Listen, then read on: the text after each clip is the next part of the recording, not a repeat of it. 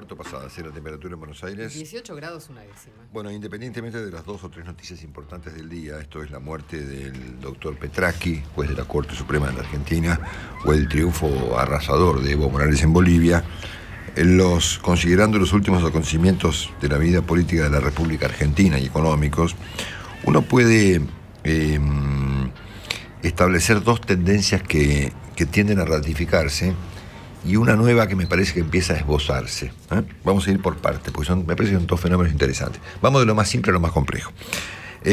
La primera tiene que ver con la economía estrictamente, y de acuerdo a la última pista que nos ofreció el ministro de Economía, Axel Kicillof, en respuesta a lo que dijo el Fondo Monetario. Viste que el fondo dijo que Argentina no crecía y que iba a camino a una recesión con inflación alta. El ministro de Economía contestó a eso. De todas las cosas que dijo Kicillof, esta me pareció la más importante. Él dijo que pensaba resolver el problema de la recesión que se cierra sobre Argentina con la misma receta que produjo el problema, que es la emisión y el gasto público. O sea, Kicillof responde a la crítica del fondo y dice: no, los tipos no tienen razón, porque nosotros vamos a emitir plata y vamos a aumentar el nivel del gasto. La receta que propuso Kicillof es la misma que produjo el problema que tiene Kicillof. A mí me despierta curiosidad esta clase de fenómenos, y lo hemos definido aquí con Alberto, que hoy no está, como el empecinamiento terapéutico. En este caso, en un grado extremo. Porque, bueno, el ministro ha propuesto entonces insistir con el medicamento que produjo la enfermedad. Tendencia, me parece a mí, a esta altura del partido, más que ratificada. La segunda tendencia que habíamos marcado en este programa hace unos cuantos días ya, es que evidentemente la batalla contra los fondos buitre empieza lentamente, o no tan lentamente, a trasladarse al plano local, ¿no? Sobre todo considerando la derivación que ha tenido la última novedad de los buitres, que es el tema de las cuentas en el estado de Nevada, o de las sociedades. Ayer, Eduardo Van der Koy puso en la conjetura que circula por la vida política y periodística de la Argentina, la puso en blanco y negro, digamos, clarísima, ¿no? Las versiones dan cuenta de unas sociedades que estarían vinculadas a algún apellido Kirchner en esta secuencia que va de Nevada a Suiza, de Suiza a Liechtenstein, a Seychelles, ¿no? Y Van der Koy se preguntó con toda ella: ¿es Néstor Kirchner? ¿Es ella? ¿Es Máximo? ¿Es Florencia? ¿O es Alicia? Claro. Todas las presunciones, dijo Van der Koy, señalan a Máximo. Este rumor intenso habría en las últimas horas filtrado los muros de la Casa Rosada y de Olivos como la humedad. Por lo tanto, bueno, esta secuencia, cada vez más complicada, podría ser el envión, digamos, dar el empujón a un arreglo raro con los buitres, que es no arreglar con los buitres, sino con todos los holdados, y tratar de licuar a los buitres adentro de este paquete de 17,6% de bonistas que entraron en el canje. Sí, bueno, nosotros con Singer no arreglamos, ni hablamos, pero arreglamos con el conjunto de los bonistas. Es una conjetura que ha tomado de alguna forma, que el ministro le sugirió este fin de semana en un artículo muy interesante de Página 12, planteando que, bueno, que la Argentina podría arreglar este problema no con el fondo de Singer, sino con todos los bonistas, ¿no? Esa idea originalmente fue la propuesta de Sergio Massa. Exactamente. Ir sobre el 7%. Mucha gente supone, como Van der Koy, y repito, no solo Van der Koy, que el origen de esta iniciativa para acordar con estos tipos podría estar ubicada en esta extorsión, ¿no? Que es revelar eventualmente cuentas donde algún Kirchner está involucrado. Ahora, también está claro que esta ridícula batalla que la Argentina viene emprendiendo de patria buitres va tomando un camino un poco más local, ¿no? Y se tradujo, obviamente, en que hay que perseguir ahora no a aquellos buitres, sino a estos buitres, a los de acá, a los que están en la Argentina, que son los bancos, por supuesto, perfil público, que se llama la hipótesis de detener un banquero, de meterlo preso. Bueno, y me parece que en esta segunda verificación, digamos, estamos viendo cómo el nuevo instrumento para perseguir personas es la ley de medios. O sea, la ley de medios que se ha transformado, evidentemente, en una ley para tratar de paliar la conspiración, ¿no? O sea, usar la ley de medios que tuvo como propósito democratizar la palabra, utilizarla como una herramienta para tratar de doblegar a la conspiración local, ¿no es cierto? A propósito de esto, y repito, como el viernes o el jueves, a mí no me contrató esta radio para hablar de mí, digamos, y a mí me parece espantoso ser yo parte del problema, digamos, la verdad que no me divierte nada y no me gusta, pero bueno, lamentablemente es así el asunto. Quiero leer unos párrafos de un artículo muy interesante y muy sugestivo que ayer escribió Jorge Fontevecchia, justamente como modo editorial en Diario Perfil. El título del artículo es Motochorros en Clarín y Barrio Parque. Y yo te traté de establecer algunos hilos conductores en lo que me pasó a mí el miércoles pasado. No había pensado en lo que pensó Fontevecchia. Y me parece que lo que él sugiere en este artículo es algo interesantísimo para observar cómo viene la dinámica de los hechos. A ver, escuchémoslo, vale la pena. Dura un ratito, pero es muy interesante. Lo que resulta llamativo es la coincidencia de que Marcelo Longobardi haya sido golpeado y le hayan robado el mismo día en que la AFCA denunció el rechazo a la adecuación presentada por Clarín, más teniendo en cuenta que hacía pocas semanas otro motochorro, esa vez a metros de la puerta de ingreso a Clarín en la calle Piedras, había golpeado y le había robado a Ignacio Sáenz Valiente, justo el abogado de Clarín que ahora la AFCA denuncia por aparecer simultáneamente como directivo en las unidades 1 y 2. El hecho de que los motochorros que atacaron a Longobardi y en su momento a Sáenz Valiente terminaran siendo verdaderos ladrones comunes no eliminará la sospecha de que los autores intelectuales pudieran tener fines de amedrentamiento político o de derrumbe psicológico de adversarios.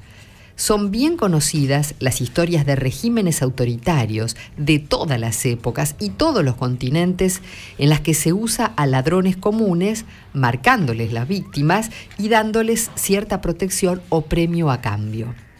Es inusual que en el interior de Barrio Parque aparezcan motochorros, sobre todo donde fue asaltado Longobardi, alrededor de la calle Ombú, porque al ser redonda y tener solo 150 metros de longitud, es controlada por 3 garitas de custodia de la Policía Federal.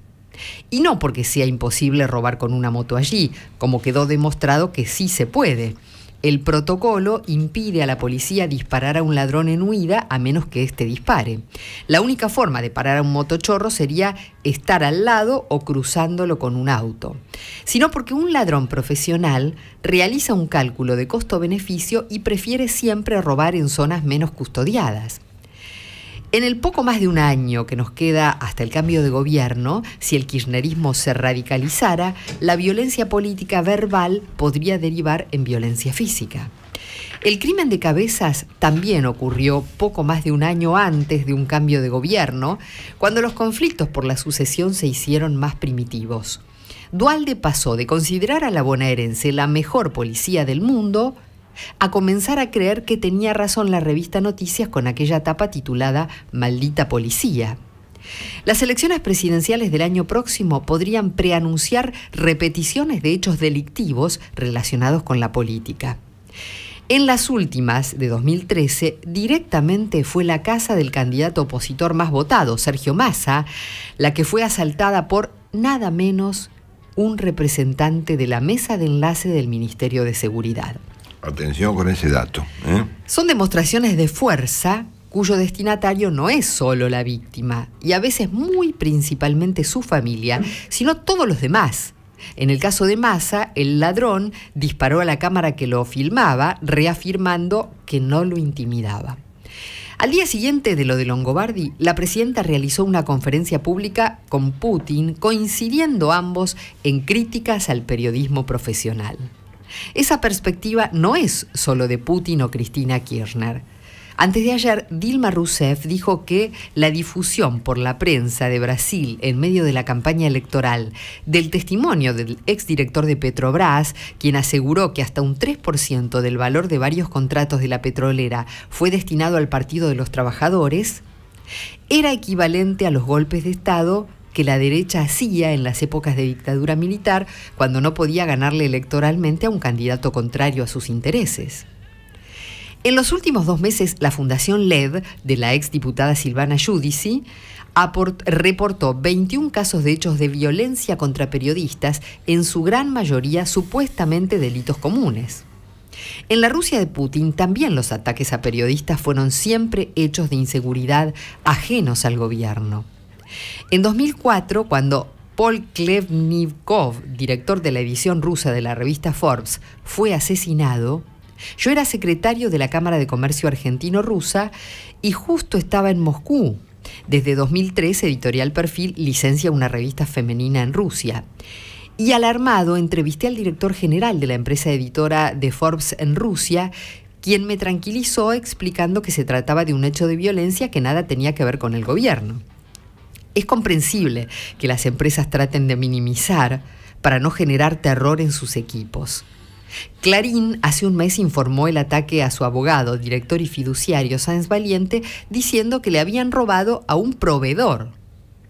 Cuando en Rusia el mismo argumento se utilizó 2 años después, al ser asesinada la periodista Ana Politkovskaya, presenté mi renuncia. Y Perfil publicó muchas columnas, anticipando por aquellos años cómo Néstor Kirchner se inspiraba en Putin. Ojalá los motochorros que atacaron a Longobardi y a Sáenz Valiente no terminen teniendo detrás mentores ocultos. Faltan 14 difíciles meses. Bueno, un pequeño paréntesis acá, ¿no? El viernes me llamó Sergio Berni y me contó que las personas que me habían atacado estaban identificadas. Y me dijo inclusive el lugar donde estaban identificadas, dato que yo no voy a revelar por ahora. Yo le pregunté, dígame Sergio, ¿ya los agarraron? No, me dijo, no, porque como ahora se han conocido las imágenes, se nos van a escapar, ¿no es cierto? Bueno, yo no quiero pensar que hayan buscado algún perejil y que en la cámara las imágenes que se conocieron públicamente, que no me fueron aportadas por la policía, sino por un amigo personal que tiene una oficina en la otra cuadra y que filmó lo que se vio, haya abortado la operación de agarrar un perejil, que es lo que me sospecho. Bueno, hasta acá, y no terminé, hasta acá tenemos, entonces, me parece a mí, 2 ratificaciones. La primera es muy visible, ¿no? La de Kicillof, un ministro que acaba de anunciar que va a combatir el problema con la misma herramienta que lo produjo. La segunda ratificación es esta que dice que, me parece a mí, ¿no? que el combate a la conspiración se ha trasladado al plano local, en que va abandonando el plano internacional para ubicarse en el plano local, siendo que, como consecuencia de lo que todo el mundo imagina que puede ocurrir con los buitres, ahora hay que perseguir los buitres por los de acá. Y que tal vez sea la ley de medios y la persecución a ciertas personas, banqueros o periodistas, la herramienta para perseguir justamente a los conspiradores locales, a los buitres locales, y para justamente, eventualmente, parar esta conspiración. La tercera ratificación que yo estoy viendo por estas horas es la más inquietante. Si ustedes miran qué está pasando entre el gobierno y la oposición, se van a encontrar con un fenómeno interesantísimo, cuya dinámica es asombrosa. Los principales candidatos presidenciales, los principales dirigentes de la oposición, aún el propio Scioli, entonces de la Sota, Scioli, Massa, Macri, Wiener, los radicales, están todos trabajando para el 2015, viendo qué pasa entre ellos o versus ellos, ¿no? Si están los de unen a los empujones a ver quién se queda con Massa, quién va con Macri, si va con uno con otro. Está Macri diferenciándose de Massa, Massa se diferencia de Scioli, Scioli que trata de diferenciarse pero sin romper, de la Sota que va y pide romper. Bueno, están todos ocupados del 2015, de la eventual segunda vuelta y de cómo se van posicionando de acá a esa fecha y de lo que va a pasar después. Pero el presidente está en otra cosa. El presidente no está preocupado por el 2015 y por la elección presidencial. Yo le veo cero preocupación por lo que viene después en Argentina. Inclusive hasta se la ve distante del hecho de participar en el 2015 en el plano electoral con algún candidato, excepto que ustedes crean que Jorge Tayana o Agustín Rossi pueden jugar un papel relevante en la elección presidencial. Yo me imagino que no. Por ahí me equivoco y pegan, viste, por ahí Tayana pega un batacazo, digamos, ¿no? O Rossi se convierte en el candidato preferido de la gente, o inclusive Máximo Kirchner por el candidato presidencial. Parece difícil. La presidenta eligió jugar otro partido, distinto. Mientras la oposición está entretenida especulando con el 2016, digamos, la presidenta está intentando modificar el formato en la Argentina y trasladando el modelo de Venezuela a Rusia. Y puede ocurrir, paradójicamente, que si que Cristina consigue efectivamente que Argentina se parezca a la Rusia de Putin, que tanto tan impactada estaba, evidentemente, el viernes, el jueves, cuando presentó la conferencia con Putin, puede ocurrir la paradoja de que el 2015 sea algo distinto. Y que el escenario que la oposición y los dirigentes del peronismo imaginan como básico, digamos, es decir, un formato de candidatos con alguna eventual segunda vuelta, que será entre Scioli y Macri, o entre Massa y Scioli, o entre Massa y Macri, y estará Scioli con algunos radicales, Massa con otros radicales, Macri con algunos radicales, Massa con otros y Scioli con el peronismo. Ese escenario puede no llegar nunca, o puede llegar completamente cambiado, como consecuencia de que la presidenta, me parece a mí, ha elegido cambiar su modelo, que ya no es más Venezuela, sino que es Rusia. Entonces yo miraría este contexto de cosas dentro de esta especie de ratificación que se nos está presentando como bastante visible, ¿no? La primera es la de Kicillof, ¿no? Kicillof va a emitir plata y va a gastar más.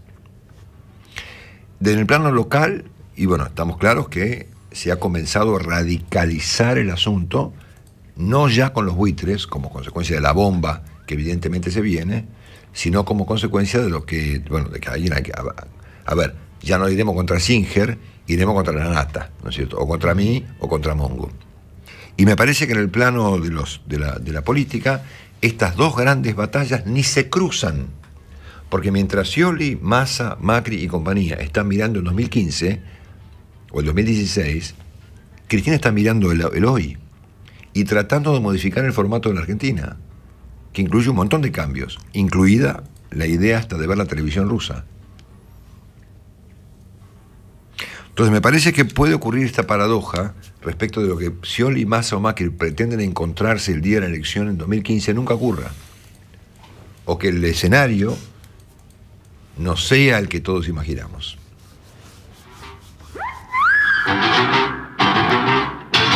Marcelo Longobardi está en Mitre.